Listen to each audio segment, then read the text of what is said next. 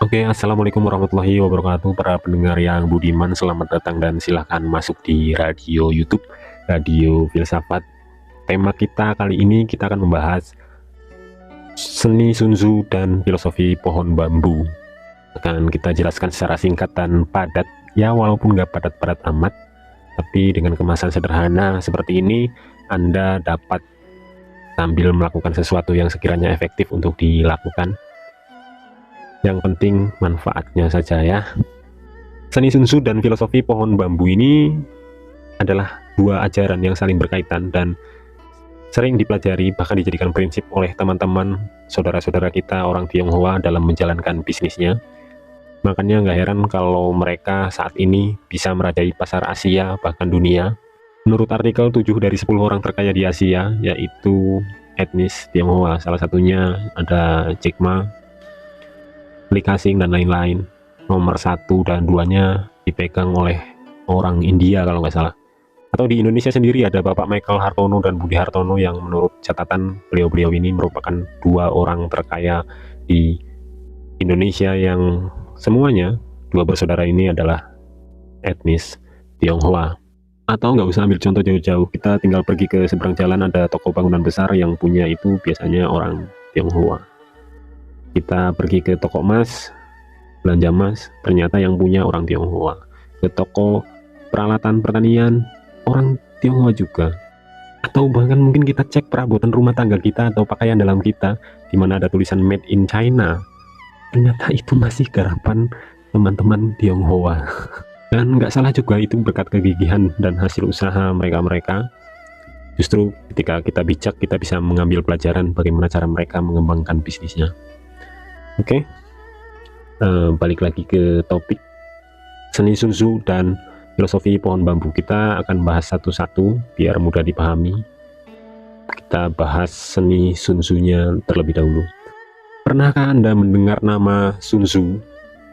Ya, buat teman-teman yang belum tahu, jadi Sun Tzu itu diambil dari nama seorang jenderal di Tiongkok, ahli strategi perang, filsuf juga dia, yang hidup pada masa Tiongkok kuno sekitar abad ke-6 sebelum Masehi.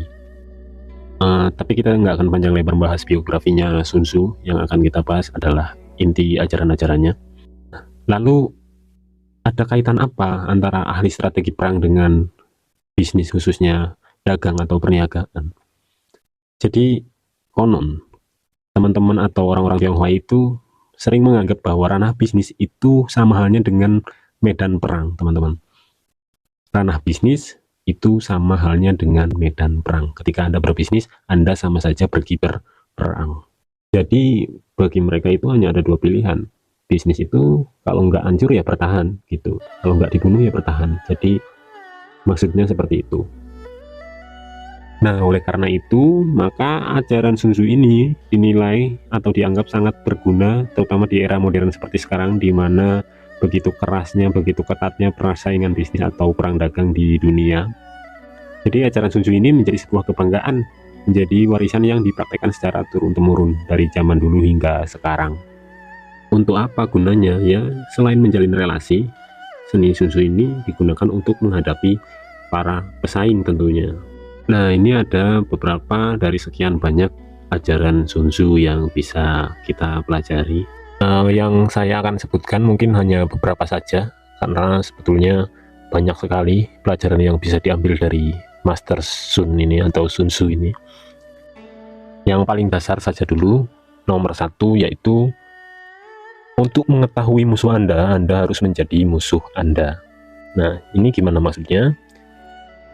Ibaratnya dalam persaingan bisnis, kita harus memposisikan diri sebagai pesaing kita untuk menebak strategi apa yang sekiranya bisa musuh Anda atau pesaing Anda lakukan dalam posisi mereka. Andai aku jadi dia, maka apa yang akan aku lakukan? Simpelnya seperti itu ya. Ketika Anda sudah mengetahui pesaing Anda secara detail, Anda tidak perlu takut lagi karena Anda sudah bisa mencegah sebelumnya. Kemana dia menggiring bola, Anda sudah bisa menebak atau mensiasatinya. Seperti itu mungkin kira-kira ya. Lalu nomor 2, tampaklah lemah saat Anda kuat dan kuat saat Anda lemah. Nah, ini kebalikan dari yang pertama. Jadi agar musuh Anda tidak bisa menerka ke dalam situasi atau posisi Anda, jangan biarkan pesaing atau musuh Anda tahu kekurangan bahkan kelebihan Anda. Saat Anda kuat, berpura-puralah lemah, dan saat Anda lemah, maka berusahalah untuk terlihat percaya diri seolah-olah Anda itu sangat kuat. Selanjutnya, nomor 3, saya akan buat cepat saja karena waktunya kurang. Jangan terlibat dengan musuh yang lebih kuat dari Anda, dan jika itu tak terhindarkan, maka pastikan Anda melibatkannya dengan persyaratan yang Anda berikan, bukan pada persyaratan yang musuh Anda berikan. Nah, kalau ini mungkin tidak perlu penjelasan yang mendetail karena Anda rasanya sudah bisa paham mungkin. Jadi, Anda jangan sekali-kali berurusan dengan pesaing yang lebih kuat atau jauh lebih kuat dari Anda, tapi jika itu memang mengharuskan Anda terlibat atau tidak terhindarkan, maka pastikan Anda melibatkan dengan persyaratan yang Anda berikan. Artinya Anda masih tetap punya kendali akan itu. Jangan 100% Anda ikut persyaratan pesaing Anda. Lanjut saja nomor 4. Jika yakin perang akan menghasilkan kemenangan, Anda harus bertempur meskipun aturan melarangnya. Tapi jika perang tidak akan membawa kejayaan, jangan bertempur meski dalam tawaran kekuasaan. Nah, jika Anda yakin sesuatu akan memberikan Anda keuntungan yang sangat dahsyat, Anda harus bertempur meskipun aturan melarangnya. Nah, ini agak radikal sebetulnya. Jadi apapun halangannya, rintangannya, Anda harus tetap ikut ke dalamnya ketika Anda yakin, betul-betul yakin bahwa itu menguntungkan. Tapi jika Anda tidak yakin, ini kebalikannya, tidak yakin persaingan itu akan membawa kejayaan atau keuntungan, atau bisa-bisa malah Anda rugi, jangan bertempur meski dalam tawaran kekuasaan. Artinya, walaupun ada iming-iming Anda mendapatkan keuntungan yang lebih besar, ketika Anda ragu untuk melangkah ke situ, maka jangan ikut bertarung. Anda harus mengetahui seberapa siap diri Anda terlebih dahulu. Kemudian nomor 5, yakinkan musuh Anda bahwa ia akan mendapat kerugian dengan menyerang Anda. Ini akan mengurangi antusiasme mereka untuk melawan Anda. Nah, ini mungkin kaitannya dengan strategi menakut-nakuti lawan ya. Ibaratnya, jika Anda tahu seekor beruang selalu berdiri ketika menghadapi mangsa atau musuhnya, itu agar dia tampak lebih besar, menunjukkan kekuatannya, sehingga lawannya itu pun akan ketakutan, bahkan kehilangan antusiasme. Udah nggak ada niat lagi untuk menyerang Anda. Nah, ini agak penting juga sebetulnya. Oke, paham ya?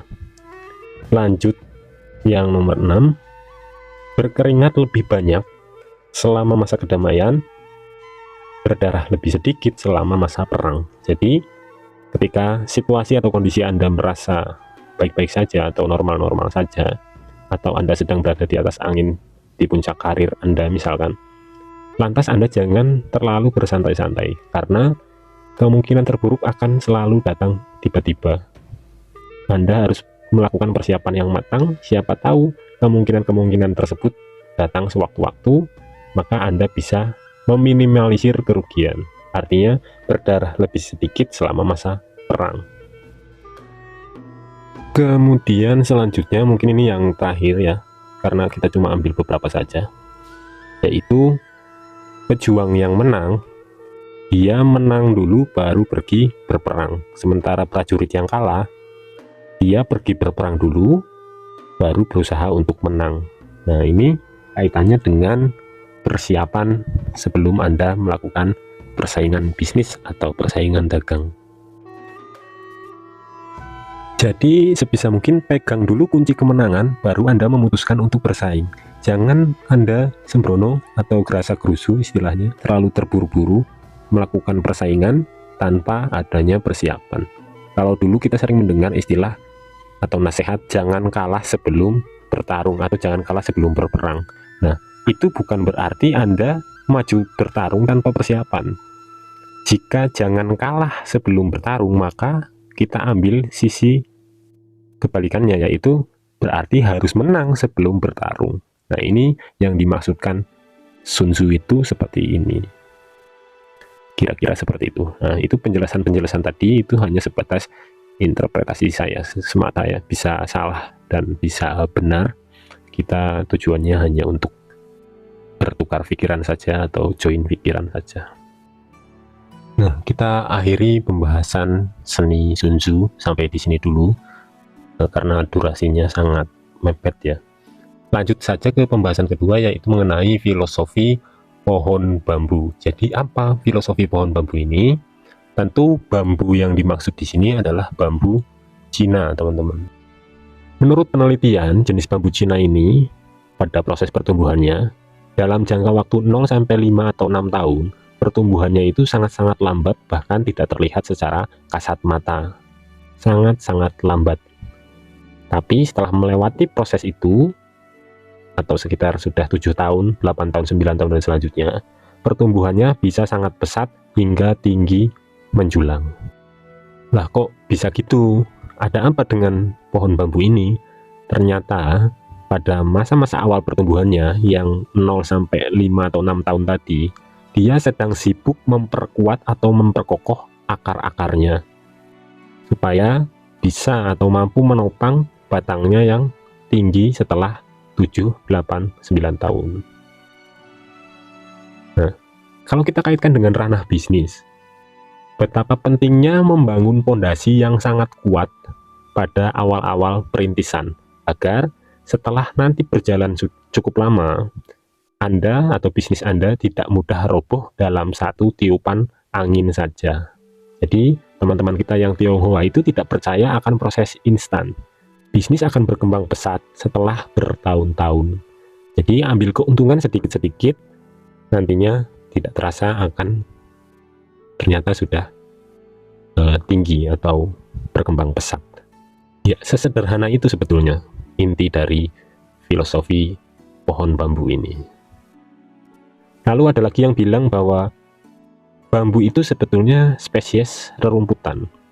Nah, tapi mempunyai karakteristik yang berbeda dalam pertumbuhannya, di mana kita atau seseorang itu harusnya tidak peduli latar belakangnya, yang penting bisa mengekspresikan potensi dalam dirinya. Nah, tapi itu sih cuma tambahan saja mungkin. Yang jelas itu tadi, perkuatlah fondasi, maka setelah berjalan bertahun-tahun lama, Anda akan kuat atau bisnis Anda akan menjadi bisnis yang kuat, tidak mudah goyah. Oke, sekian saja pembahasan kita kali ini. Semoga bisa diambil manfaatnya. Tidak ada niat dari saya untuk mengajari Anda, apalagi mungkin Anda lebih paham atau lebih berpengalaman dalam soal bisnis. Saya tidak ada niat menggurui ya, saya juga masih bodoh ibaratnya. Di sini saya cuma ingin membahas dua teori tersebut, yaitu seni Sun Tzu dan filosofi pohon bambu, lalu saya kaitkan dengan bagaimana rekan-rekan Tionghoa dalam menjalankan bisnis dan mempelajari seni Sun Tzu serta filosofi pohon bambu tersebut. Semoga bisa diambil manfaatnya. Terima kasih. Assalamualaikum warahmatullahi wabarakatuh.